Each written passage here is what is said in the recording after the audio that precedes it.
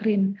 Mungkin ada sebagian mahasiswa yang sudah pernah mendapatkan materi perkuliahan saya, karena setelah saya mengajar biasanya saya bagikan ke residen, ke mahasiswa untuk membaca supaya mereka mencicil, jadi jangan pada saat ujian mereka belajar ya.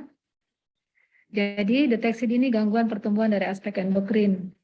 Nah, kita tahu bahwa pertumbuhan anak itu merupakan indikator yang utama untuk menentukan kesehatan suatu daerah. Jadi kalau misalnya kesehatan di daerah tersebut, kesehatan anaknya bagus, optimal, anaknya termasuk gizinya bagus, ya tidak ada masalah dengan kesehatan, berarti di daerah tersebut dikatakan makmur ya, karena itu indikator kuat kesehatan anak secara keseluruhan itu dinilai dari pertumbuhan anaknya bagus, tidak ada masalah, tidak ada stunting dan lain-lain. Nah, pertumbuhan yang normal dan tidak normal itu seringkali sulit dibedakan. Kadang-kadang dokter sekarang itu hanya melihat fisiknya saja, dia melihat anaknya bisa lari-lari, kemudian anaknya tidak ada keluhan sakit ya, bisa lari-lari, mereka mengatakan normal. Padahal kalau kita menggunakan kurva growth chart, kita baru tahu bahwa anak tersebut mengalami gangguan pertumbuhan karena tinggi badannya tidak sesuai dengan kurva. Ya, jadi tolong diperhatikan bahwa anak itu bukan miniatur orang dewasa ya. Jadi anak itu mempunyai kurva pertumbuhan tersendiri, tidak sama dengan orang dewasa. Orang dewasa kita tidak menggunakan kurva karena orang dewasa sudah tertutup pusat penulangannya, jadi dia tidak akan bertambah lagi tingginya. Pertumbuhan anak itu selalu dikaitkan dengan kecepatan pertumbuhan. Jadi tiap-tiap anak dalam periode tertentu ada kita bagi atas masa infan, masa anak-anak, kemudian ada masa pubertas, itu mempunyai kecepatan pertumbuhan yang berbeda-beda. Ya, jadi pertumbuhan anak kita nilai dengan bagaimana kecepatan pertumbuhannya, kemudian bagaimana berat badannya, apakah naik atau tidak, kemudian bagaimana dengan tinggi badan, dan adanya wajah dismorfik atau tidak. Kalau ada wajah dismorfik, kita harus curiga ya, jangan sampai anak ini mengalami gangguan pertumbuhan karena ada kelainan tertentu pada anaknya. Jadi kebanyakan anak itu akan mencapai tinggi badan yang sama dengan orang tuanya, yang kita sebut sebagai potensial tinggi genetiknya mengikuti orang tuanya. Jadi anak akan mengikuti pola pertumbuhan dari orang tua. Tidak ada anak yang menyimpang, kecuali kalau anak tersebut mengalami gangguan yang kita sebut defisiensi hormon pertumbuhan, defisiensi hormon tiroid, ya, makanya tingginya akan menyimpang dari potensi tinggi genetik orang tuanya. Nah, kemudian tinggi badan akhir merupakan rata-rata dari penjumlahan tinggi badan ayah dan ibu. Kemudian pemantauan pertumbuhan itu merupakan tugas dari dokter anak dan dokter semua, ya, dokter semua harus paham mengenai pertumbuhan anak. Tetapi kadang-kadang kalau misalnya seperti contohnya dokter bedah ya, mereka kan mengurusi tentang pembedahan pada anak. Ya misalnya ada ileus, jadi dia terfokus ke situ. Jadi tugasnya dia harus sebenarnya harusnya itu adalah tugas dari keseluruhan dokter untuk menilai. Tapi karena kita sudah banyak subspesialis, jadi kadang-kadang pada saat anak akan dioperasi dia akan konsulkan ke anak. Nah nanti di anak yang menentukan apakah anak tersebut mengalami gangguan pertumbuhan atau tidak. Ya, contohnya pada anak yang mengalami konstipasi, kadang-kadang dianggap sebagai Hirschsprung ya. Dipikirkan ke arah Hirschsprung, ternyata belum dilacak bahwa anak tersebut mengalami defisiensi hormon tiroid.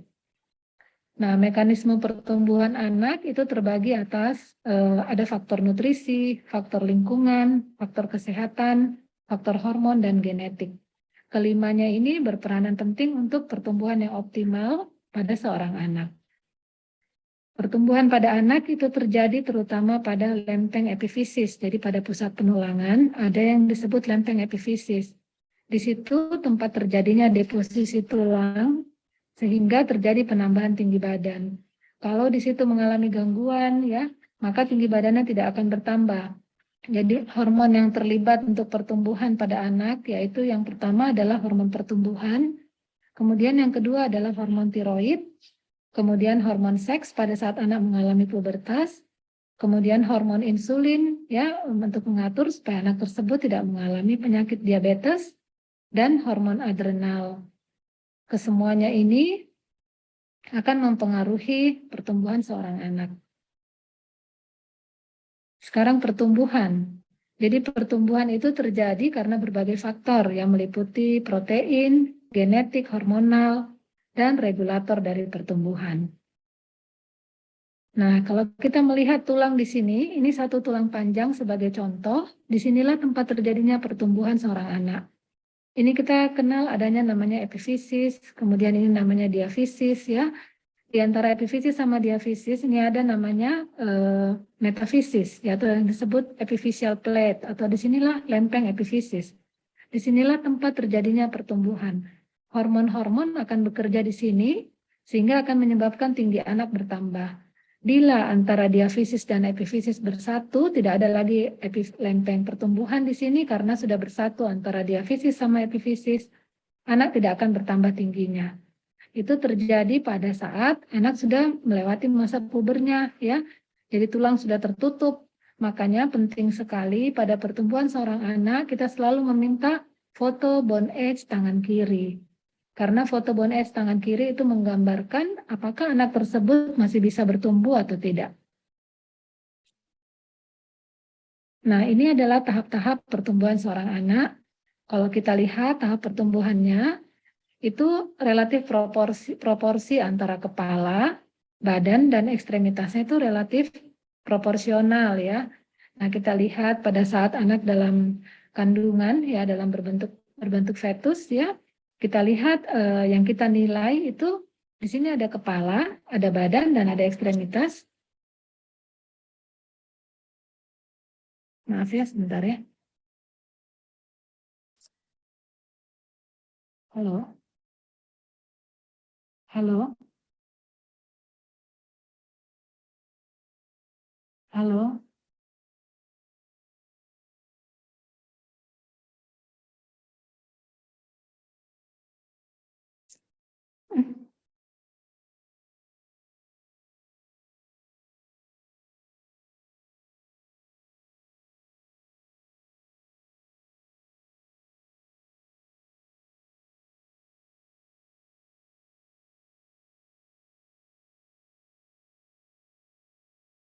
Nah, ini kalau kita lihat di sini ya, yang kita nilai memang di sini ada kepala, badan, dan ekstremitas, tetapi dalam kita menilai seorang anak mengalami proporsional atau disproporsional adalah kita menilai rasio antara upper segment dan lower segment. Upper segment itu dinilai dari vertex ke symphysis pubis, sedangkan lower segment dinilai dari symphysis pubis ke di sini di tungkai bawah. Jadi namanya tinggi duduk. Nah, tinggi duduk itu disebut upper segment, jadi dari vertex, kemudian symphysis pubis pada saat dia duduk, sedangkan dari symphysis pubis ke bawah itu disebut lower segment. Pada saat dia berbentuk fetus, itu upper segment banding lower segment jauh lebih panjang upper segmentnya. Nanti pada saat anak berumur sekitar 8 tahun, ya 6 tahun, 8 tahun, antara upper segment sama lower segment sudah 1:1. Kemudian selanjutnya saat dia dewasa, upper segmennya lebih kecil daripada lower segment. Jadi biasanya kurang dari 1 ya. Kalau dia lebih dari 1, hati-hati, kemungkinan dia ada namanya kelainan skeletal yang kita sebut akondroplasia ya. Itu gambarannya khas sekali. Upper segmennya jauh lebih panjang daripada lower segmennya. Nah, sistem endokrin itu merupakan suatu sistem kelenjar yang mensekresi berbagai hormon. Jadi dia mengatur berbagai proses fisiologik di dalam tubuh. Hormon endokrin ini melalui aliran darah, dia akan menuju organ target, di mana hormon tersebut akan memberikan efek dengan mengikat reseptor. Jadi, kalau kita belajar tentang endokrin, untuk memudahkan, kita harus melihat selalu aksisnya, di mana hormon tersebut bekerja. Jadi kita harus melihat aksisnya. Aksis yang kita maksud itu adalah dari hipotalamus, kemudian hipofisis, kemudian organ target. Disitulah dia akan bekerja. Kalau kita tidak melihat gambarnya, kita akan sulit untuk menghafal karena kita harus sering melihat aksis atau jaras. Kalau di buku biasa dikatakan hipotalamus, ada yang mengatakan HPA aksis, hipotalamus pituitary aksis ya dengan target organ, ada yang mengatakan HHP ya, jadi hipotalamus, hipofisis, target organnya, ya. Nah, sekarang kita melihat ini seorang anak, ya. Kita lihat di sini adalah kelenjar hipofisis. Ini pineal gland. Kalau dia mengalami tumor pineal, itu akan mempengaruhi fungsi dari hampir seluruh masalah endokrin akan terjadi. Nah, di sini kelenjar hipofisis di sini. Kalau hipotalamus di atas sini. Di sini adalah kelenjar tiroid yang bentuknya seperti kupu-kupu, ya. Kemudian di antara kelenjar tiroid itu ada namanya paratiroid gland. Paratiroid itu kelenjar di samping tiroid. Kemudian ini ada kelenjar timus. Kemudian ini adalah kelenjar adrenal di atas ginjal. Itu kelenjar adrenal kita lihat bentuknya kecil tetapi peranannya sangat besar untuk mempengaruhi hormon seks pada anak, ya. Kemudian ini adalah kelenjar pankreas. Kelenjar pankreas menghasilkan insulin di sini. Ini yang kita sebut pulau yang menghasilkan atau pabriknya insulin itu adalah kelenjar pankreas. Kemudian ini kelenjar ovarium, sedangkan pada laki-laki adalah kelenjar testis. Itu semua yang berperanan untuk terjadinya kelainan di endokrin bila bermasalah di daerah situ, ya. Nah, sekarang efek hormonal terhadap pertumbuhan. Jadi kita tadi sudah sebutkan bahwa hormon yang amat penting untuk pertumbuhan itu adalah growth hormone, hormon tiroid, hormon insulin, hormon testosteron pada laki-laki, kemudian hormon estrogen pada perempuan, dan berbagai faktor pertumbuhan. Hormon pertumbuhan itu disekresi oleh kelenjar pituitary anterior, ya. Jadi dia dihasilkan oleh kelenjar pituitary anterior dan hormon ini sangat berperanan pada saat anak sudah lahir. Jadi dia pertumbuhan postnatal. Dia menstimulasi pertumbuhan sel di berbagai jaringan sebagai mediasi pelepasan IGF-1 oleh hati dan sel lain, kemudian menstimulasi sintesis protein untuk pembesaran jaringan dan organ sehingga anak bisa bertumbuh. Banyak anak yang mengalami defisiensi hormon pertumbuhan tingginya tidak akan bertambah, jadi tingginya mungkin hanya sampai sebatas hormon pertumbuhannya, jumlah hormon pertumbuhannya. Kalau jumlah hormon pertumbuhannya sedikit, maka tingginya juga tidak akan lebih dari anak sekitar umur 8 tahunan. Setelah itu tidak bertumbuh lagi. Contoh anak yang mengalami defisiensi hormon pertumbuhan, contohnya mungkin adik pernah nonton pemain sepak bola, ya, Lionel Messi itu contohnya. Kemudian ada pemain sinetron yang namanya Daus, ya, Daus. Nah, itu adalah salah satu contoh dari defisiensi hormon pertumbuhan. Kalau kita terapi, tingginya akan bertambah. Nah, ini kalau kita lihat hormon pertumbuhan aksisnya, ya, dari hipotalamus, dia akan melepaskan GHRH, growth hormone releasing hormone, ya. Nah, ini akan merangsang kelenjar hipofisis anterior untuk memproduksi growth hormone, kemudian akan bekerja di jaringan. Jadi di sini akan bisa kelihatan level dari growth hormone dan efeknya terhadap pertumbuhan seorang anak sebelum anak tersebut mencapai usia pubertas. Kalau dia sudah pubertas, nanti diambil alih oleh kelenjar hormon pubertas, ya. Hormon pubertas yang bekerja pada saat anak sudah mencapai pubertas. Nah, kemudian dari hipofisis anterior, dari kelenjar hipofisis anterior ini bisa ke hati, growth hormone akan ke hati, kemudian dia akan bekerja di kartilago dan pertumbuhan tulang. Nah, kemudian di otot, ya. Nah, di situ akan melakukan sintesis protein dan pertumbuhan. Hormon tiroid sama, aksisnya juga dari hipotalamus, dia melepaskan TRH, thyroid releasing hormone, kemudian merangsang kelenjar hipofisis anterior yaitu pituitary untuk melepaskan hormon stimulasi thyroid stimulating hormone. Kemudian dari TSH ini akan merangsang kelenjar tiroid untuk memproduksi hormon T3 dan T4 dengan bahan baku adalah yodium. Jadi kalau ibunya saat hamil kurang mengkonsumsi garam beriodium, itu akan mempengaruhi pertumbuhan janin. Jadi janin yang lahir bisa juga mengalami transient hipotiroid, ya. Nah, kalau hormon tiroidnya rendah, ini akan terjadi feedback ke atas. Jadi, kalau di sininya rendah, dia akan merangsang kelenjar hipofisis dan hipotalamus. Makanya pada gangguan tiroid kita bagi, ada yang primer, ada yang sekunder, dan ada yang tersier. Jadi primer itu kelainannya di kelenjar tiroid, sekunder kelainannya di kelenjar hipofisis, dan tersier kelainannya di hipotalamus. Kalau dia hipotiroid primer, maka T4-nya dan T3-nya bisa rendah, bukan bisa, harus rendah karena di primer, sedangkan di TSH-nya yang diproduksi oleh hipofisis itu akan meningkat. Nah, itu disebut hipotiroid primer. Kalau dia hipotiroid sekunder, ini FT4, T4 dan T3 rendah, TSH-nya juga rendah karena dia kelainannya di sekunder.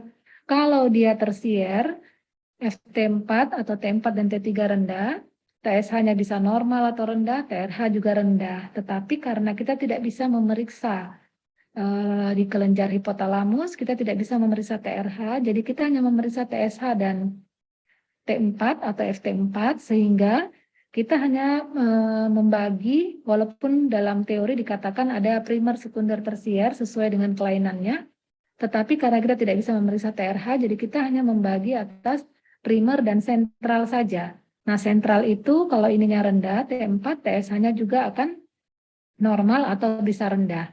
Ya, karena yang bisa diperiksa hanya TSH, TRH tidak. Jadi kita sebutnya hipotiroid sentral.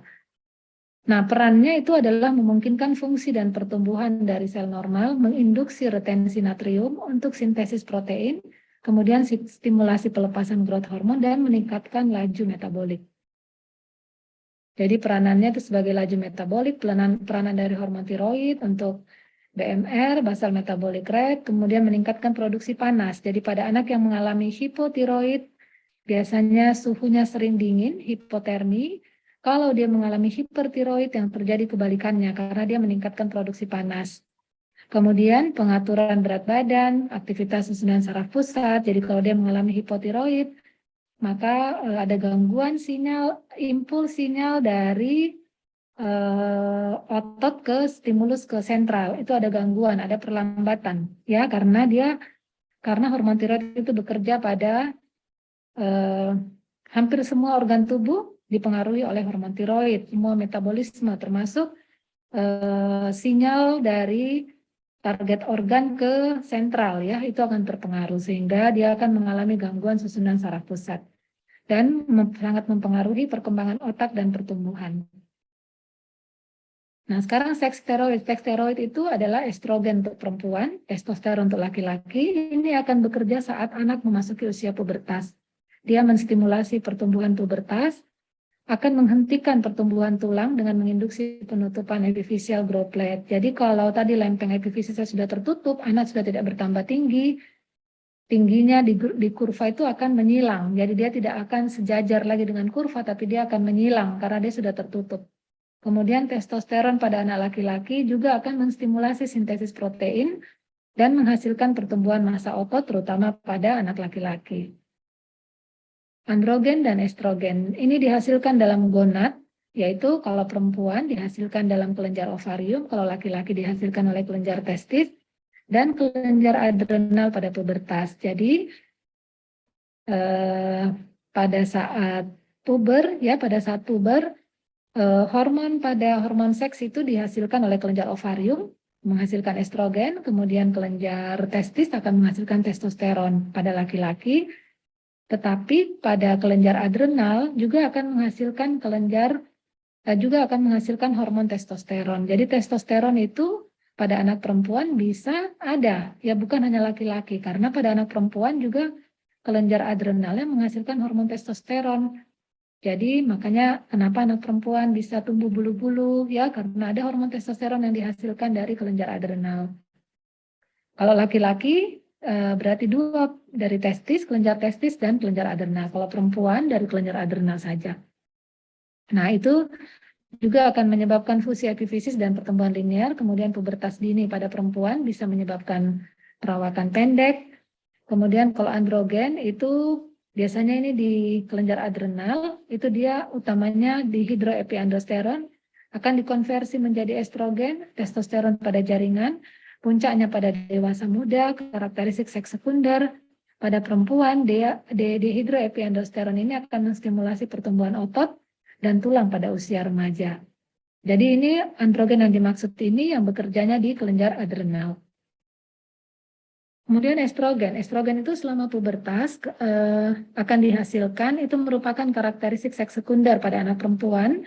Pada saat hormon estrogen sudah bekerja, maka payudaranya akan berkembang. Kemudian uterusnya juga sudah mulai berkembang. Jadi dia merangsang pertumbuhan uterus, kemudian stabilisasi sel-sel darah di kulit, kemudian kekuatan tulang. Nah, adrenal glukokortikoid ini peranannya dari kelenjar adrenal. Dia tidak mempunyai efek terhadap pertumbuhan dalam jumlah normal. Di sini bisa menghasilkan level kortisol, jadi kortikosteron selama stres dan atau sakit dapat membantu mengadaptasi penurunan asupan glukosa darah ke jaringan antagonis. Jadi adrenal glukokortikoid ini dihasilkan dari kelenjar adrenal, ini bisa menghasilkan hormon kortisol. Nah, hormon kortisol itu dibutuhkan tubuh untuk mengatur metabolisme glukosa di dalam tubuh seorang anak. Juga dia mengatur anak dalam kondisi stres. Jadi anak kalau stres, hormon kortisolnya itu akan terpengaruh. Jadi dia mengatur atau melindungi anak dari selama stres ya, dengan apa namanya, dengan hormon kortisol.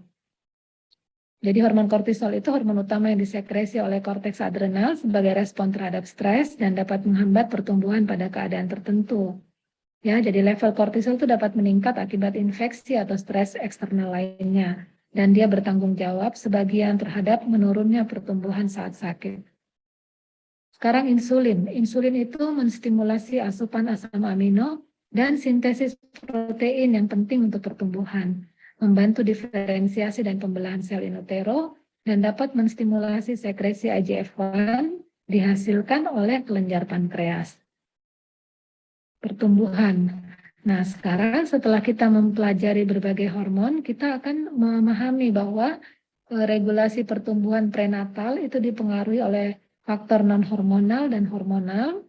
Jadi pada saat anak sebelum lahir, ada faktor non-hormonalnya yaitu ukuran uterusnya dan status metabolik.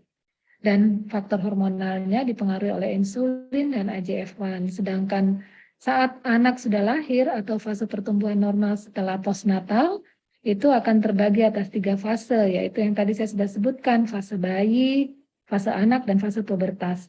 Pertumbuhan, kita tahu bahwa pertumbuhan itu merupakan perubahan ukuran dan maturasi dari tubuh seorang anak. Sedangkan stater atau perawakan itu hanya ukuran. Jadi kalau ditanya apa perbedaan pertumbuhan dan perawakan, pertumbuhan itu perubahan ukuran dan maturasi. Jadi sesuatu yang bisa diukur dan dipantau tiap bulan, tiap 2 bulan, tiap 3 bulan. Sedangkan stater atau perawakan itu adalah ukuran sesaat. Jadi kalau ada anak datang di poli atau di rumah sakit, kita menggunakan kurva dan ternyata anak tersebut perawakan pendek. Itu hanya merupakan ukuran sesaat. Tidak bisa kita, kalau kita sudah pantau, baru dia sudah ada perbaikan pertumbuhannya bertambah, dalam hal ini tinggi badannya bertambah. Nah, itu kita sebut pertumbuhan. Kalau dia belum berubah, tetap seperti itu, perawakan pendek, itu hanya disebut stater, hanya ukurannya saja. Sedangkan pertumbuhan adalah sesuatu yang sudah bisa diukur, jadi kita bisa tentukan kecepatan pertumbuhannya. Nah, ini sebagai ringkasan dari tulang yang tadi sudah saya sebutkan, ini epifisis, diafisis, ini ada namanya growth plate. Semua hormon bekerja di sini, jadi hormon pertumbuhan, IGF-1, thyroid hormon, kortisol, estradiol, dan testosteron semua bekerja di sini. Dia menyebabkan tulang bertambah. Jadi semua efeknya adalah positif, semua meningkatkan, tetapi hanya hormon kortisol yang dia menurunkan ya. Makanya kalau anak kelebihan dalam pengobatan kortikosteroid seperti pada pasien pasien sindrom nefrotik ya, atau pasien lupus dapat pengobatan kortikosteroid jangka panjang, ini dia akan menghambat pertumbuhan, jadi tinggi badannya tidak akan bertambah. Tinggi badannya tetap saja sampai obatnya di stop, baru tinggi badannya bisa bertambah lagi. Makanya semua hormon itu menyebabkan tinggi bertambah, tetapi hormon kortisol justru dia akan menghambat pertumbuhan. Tapi pada saat obat kita hentikan, baru pertumbuhannya bertambah. Ya, makanya itu kalau kita lihat ini semua dia meningkatkan, tapi hanya hormon kortisol dia menurunkan di sini. Nah, konsep dasar dari pertumbuhan itu ini yang penting adik bedakan karena di sini saya suka tanya di soal ujian ya. bagaimana membedakan pertumbuhan normal dan pertumbuhan abnormal. Jadi pertumbuhan normal itu tolong adik hafal ini kalau bisa ya, merupakan titik-titik pertumbuhan yang memberikan garis yang paralel dengan kurva pertumbuhan. Tidak mesti dia masuk di dalam kurva, asal dia selalu sejajar, paralel, itu kita sudah sebut pertumbuhan normal. Tetapi kita harus melihat potensi tinggi genetik dari orang tuanya.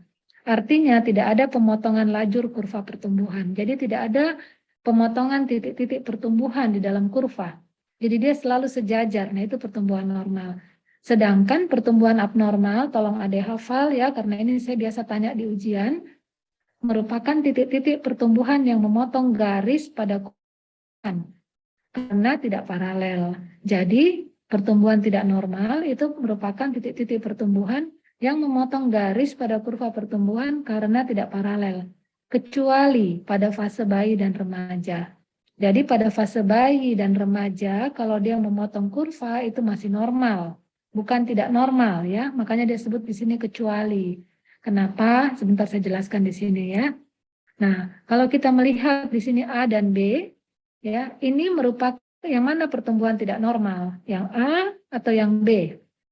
Saya tanya ketua kelasnya dulu, Imam, yang mana yang tidak normal, yang A atau yang B? Kalau dari definisi tadi.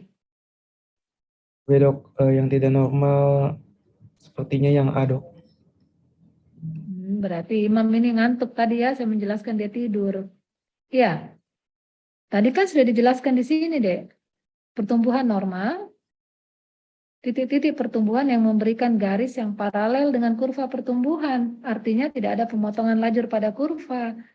A, ada pemotongan lajur tidak? Ini kan paralel dengan kurvanya, tidak ada pemotongan lajur toh? Berarti ini masih normal ya, walaupun dia di bawah garis. Nah, sedangkan yang tidak normal coba dibaca di sini yaitu titik pertumbuhan memotong garis pada kurva pertumbuhan karena tidak paralel kecuali pada fase bayi dan remaja. Jadi, kalau dia sampai berumur 2 tahun, dia memotong begini itu masih normal, tapi kalau sudah berumur 3 tahun dia memotong begini itu berarti tidak normal. Karena dia tidak paralel dengan kurvanya, kita sebut paralel kalau dia sejajar di sini, ya. Kalau dia sudah memotong begini umur di atas 3 tahun dia tidak normal. Tetapi dia masih normal kalau dia di bawah 2 tahun, dia memotong begini sama dia umurnya sudah 15 tahun. Kenapa? Karena di bawah 2 tahun itu ada nanti namanya fase channeling. Jadi dia mencari potensi tinggi genetik orang tuanya. Kemudian umur 15 tahun karena tulangnya sudah menutup. Jadi dia akan menyimpang dari kurva. Karena tulangnya sudah menutup. Nah sekarang kita lihat. Ini adalah contoh kurva pertumbuhan seorang anak. Kita lihat anak tersebut tingginya sekitar 145 ya.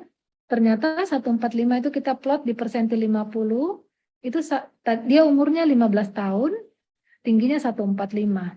Kita plot di persentil 50, ternyata dia sesuai dengan usia 11 tahun. Ya, di persentil 50 ternyata sesuai dengan usia 11 tahun. Nah, kalau kita melihat di sini, ya, kita plot ke sini, inilah yang kita sebut, ini usia 15 tahun, dengan tinggi 145, ini yang kita sebut usia kronologis. Sedangkan kita tarik ke persentil 50, ternyata tinggi 145 sesuai dengan umur 11 tahun, ini yang disebut high age atau usia tinggi, ditarik ke persentil 50. Sedangkan ini adalah tinggi potensi genetik, dipengaruhi oleh tinggi ayah dan tinggi ibu.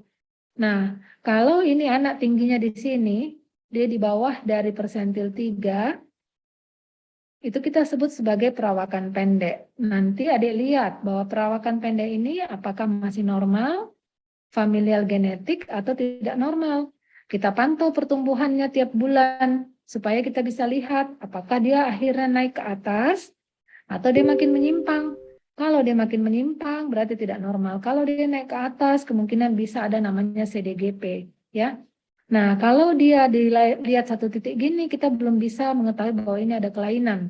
Pada saat kita sudah pantau dan kita buat titik-titiknya, baru kita tahu bahwa ini tidak ada kelainannya. Ya, jadi itu pentingnya kita membuat kurva pertumbuhan supaya kita bisa mengetahui dia normal atau tidak. Karena satu titik saja, itu tadi sudah saya sebutkan, dia hanya perawakan saja. Tapi kalau dia ada titik-titiknya dan dia mulai naik ke atas, itu adalah termasuk familial genetik, termasuk perawakan pendek yang tipe constitutional delay. Nah, itu juga masih normal ya. Nah, sekarang ini adik harus hafal ya. Ini cara menghitung potensi tinggi genetik kalau laki-laki, tinggi badan ayah tambah 13, tambah tinggi badan ibu bagi 2, plus minus 8,5 cm. Kalau dia perempuan, tinggi badan ayah kurang 13, tambah tinggi badan ibu bagi 2, plus minus 8,5 cm. Ya, ini rumus untuk mengetahui potensi tinggi genetik yang kita plot tadi di sini untuk mengetahui di sini range-nya berapa. Nah, dasar monitoring ini kita harus memantau pola pertumbuhan normal pada fase bayi, anak, dan pubertas. Inilah yang kita sebut sebagai infant childhood puberty model. Jadi ini adalah infant, yaitu umur 0 sampai 2 tahun. Di sini di kurva ini dianggap infant 0 sampai 2 tahun. Kemudian childhood itu 2 tahun ke atas, jadi sekitar 3 sampai sekitar 11 tahun ya, hampir 11 tahun, kemudian puberti itu 11 tahun ke atas. Nah, kalau kita lihat di sini tingginya langsung merosot ya, jadi baru saat lahir sampai berumur 1 tahun, pertambahan tingginya itu sekitar 25 cm. Jadi misalnya panjang lahirnya 50 tambah 25 jadi 75 cm, kemudian pada saat usia 2 tahun, dia akan menurun menjadi 12,5 cm. Nah, ini masih normal karena memang itu ada namanya fase channeling. Jadi ini normal di kurva pertumbuhan dia akan menyimpang, dia akan memotong kurva. Pada saat di childhood dia akan stabil, konstan di sini. Kemudian saat dia puber dia akan meningkat lagi karena dipengaruhi hormon pubertas. Kemudian saat berumur sekitar 14-15 tahun dia akan menyimpang lagi dari kurva. Kenapa? Karena tulangnya sudah menutup di sini, ya sudah mulai menutup, jadi tingginya tidak bertambah banyak. Nah, ini tadi saya bilang ya, pada fase infant, itu ada namanya deselerasi kecepatan pertumbuhan, jadi dia masih normal. Peningkatan berat badan dan tinggi badan yang cepat, di sini adalah ada fase channeling dan dipengaruhi oleh gizi ibunya saat dalam kandungan. Karena kalau ibunya bagus gizinya, anak akan terpengaruh di sini. Kemudian pada fase usia 2-11 tahun, itu disebut fase anak, fase childhood ya. Di sini kecepatan tumbuh konstan, pertumbuhan terjadi pada lajur genetik yang sesuai, dia dipengaruhi oleh growth hormon dan tiroid. Kemudian pada fase pubertal, itu terjadi akselerasi pertumbuhan karena hormon seks pertumbuhan, kemudian terjadi deselerasi pertumbuhan dan akhirnya henti tumbuh, jadi tidak bertambah lagi. Ini dipengaruhi oleh growth hormon dan seks steroid. Nah, ini adalah salah satu contoh pertumbuhan apakah proporsional atau tidak proporsional. Ini salah satu contoh pertumbuhan yang tidak proporsional ya. Inilah yang kita sebut sebagai achondroplasia. Umur anak ini sudah sekitar 10 tahunan ya, tapi rasio upper segmennya jauh lebih panjang daripada lower segmennya karena dia ada kelainan di skeletal dysplasia. Jadi dia seolah-olah seperti lordosis. Sedangkan ini pola pertumbuhan yang tidak normal juga. Ini adalah sindrom Marfan. Jadi dia rentang lengannya jauh lebih panjang daripada tingginya. Harusnya tinggi badan itu jauh lebih panjang daripada rentang lengannya, tapi dia rentang lengannya lebih panjang karena memang dia kelainan genetik ya, sehingga dia arm span-nya itu jauh lebih panjang sekitar kurang lebih 3,5 sampai 5 cm ya daripada tinggi badannya.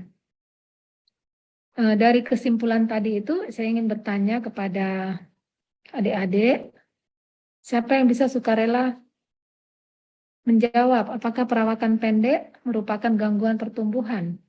Siapa yang bisa sukarela? Apakah perawakan pendek merupakan gangguan pertumbuhan? Ada satu orang yang bisa bicara di hall. Di hall. Ya, silakan Dek. Ada yang bisa bicara? Tabe dok, gangguan pertumbuhan dok tabe. Apakah perawakan pendek merupakan gangguan pertumbuhan? Tabe iya dok. Siapa yang bicara? Wahyu? Wahyu yang bicara ya? Tadi ada yang menjawab. Siapa yang bicara tadi? Namanya siapa? Tabe dok, Muhammad Dai dok tabe. Ya, Muhammad Dai jawabnya. Muhammad Dai jawabnya. Merupakan Gangguan gangguan pertumbuhan. pertumbuhan. Iya, Dok. Ya. Sekarang satu wakil dari perempuan, siapa? Rizda Aulia. Coba Rizda menjawab. Apakah perawakan pendek merupakan gangguan pertumbuhan? Tapi dok, mungkin tidak dok. Ya? Coba Rizda jawab. Tapi dok, belum tentu ada gangguan pertumbuhannya dok. Tapi, dok. Ya, jadi belum tentu ya, bisa tidak. Jadi bisa benar tadi Muhammad Dai bisa bilang gangguan pertumbuhan boleh, tapi bisa juga tidak. Tadi sudah dijelaskan perawakan pendek, ada namanya familial genetik, jadi bisa bukan gangguan pertumbuhan. Tapi kalau dia ternyata makin menyimpang dari kurva, baru kita sebut gangguan pertumbuhan, makanya perlu dilakukan follow up pada kurva pertumbuhan. Nah ini adalah ringkasannya ya, ada kurvanya, jadi perawakan pendek, kita lihat dulu kecepatan tumbuhnya, jadi kita plot di kurva. Kalau kecepatan tumbuhnya normal, itu bisa varian normal. Ada namanya familial short stature. Kalau familial short stature memang kedua orang tuanya pendek, itu kita harus lakukan pemeriksaan photobone age. Biasanya usia tulang sama dengan usia kronologis. Kemudian tinggi dewasanya selalu di bawah persentil 3, sesuai dengan potensi genetik orang tuanya. Kemudian ada yang disebut constitutional delay of growth and puberty, ya. Constitutional delay itu anaknya perawakan pendek, tetapi pada saat sudah puber, tingginya akan masuk ke persentil dalam kurva. Jadi dia akan naik di atas persentil 3.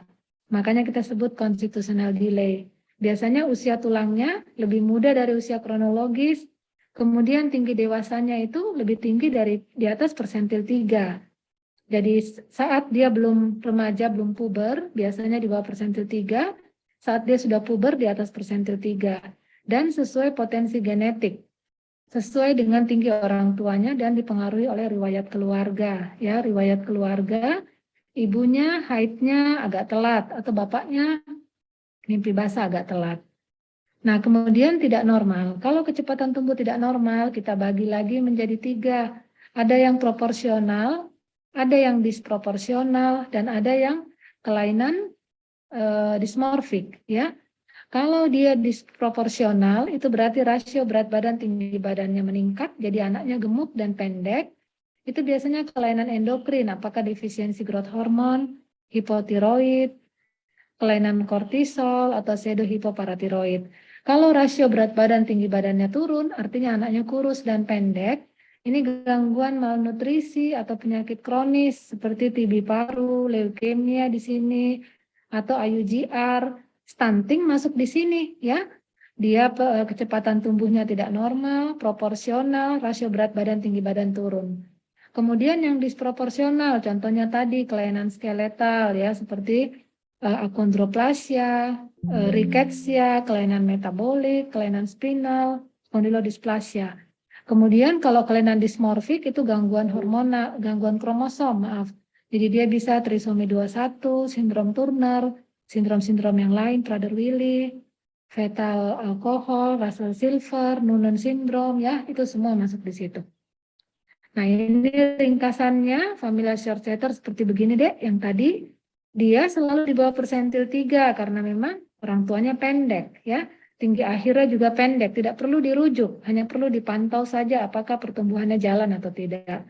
Kemudian ini contoh CDGP, dia di bawah persentil 3, tapi pada saat dia sudah masuk usia puber, ini akan naik di atas persentil 3 dan dia mencapai potensi tinggi genetik orang tuanya.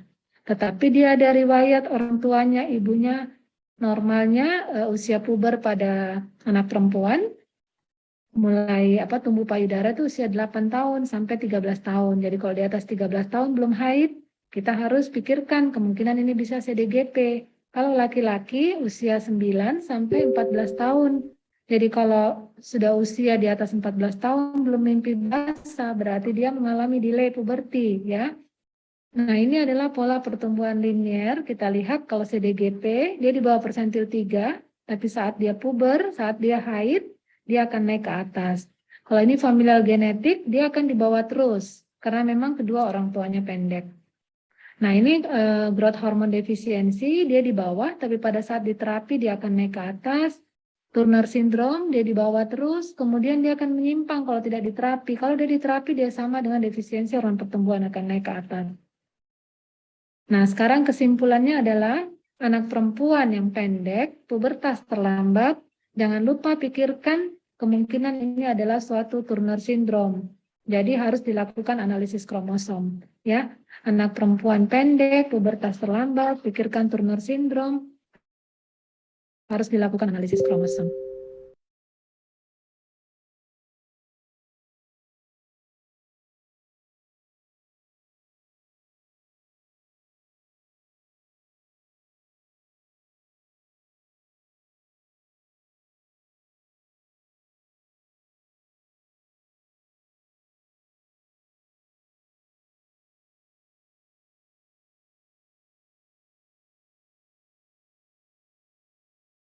Pada kurva pertumbuhan itu harus apa? Kontinu, konstan, dan datanya harus lengkap. Itu akan menghasilkan monitoring pertumbuhan yang optimal. Nah, ini salah satu contohnya ya, defisiensi growth hormone ya, dia makin menyimpang. Tadinya dia bagus, dia menyimpang ke sini tingginya. Jadi kesimpulannya, kecepatan pertumbuhan merupakan kunci utama menentukan ada tidaknya gangguan pertumbuhan. Seorang anak tidak akan berpindah jalur pada fase anak, dan perawakan pendek tidak selalu identik dengan gangguan pertumbuhan. Tadi pertanyaannya ya, perawakan pendek itu tidak selalu identik dengan gangguan pertumbuhan. Bisa normal, bisa bermasalah. Perawakan pendek tidak seharusnya disalahartikan dengan gagal tumbuh, yaitu merupakan gangguan dalam penambahan berat badan dan berakhir dengan penurunan rasio berat badan untuk tinggi badan. Mungkin cukup sekian ya, Dek ya. Nanti kalau misalnya ada pertanyaan, kita pindahkan saja pada saat mau penyajian materi berikutnya ya, karena sekarang sudah mau jam 4, ya, mau siap-siap pulang ke rumah, Dek. Terima kasih atas perhatiannya.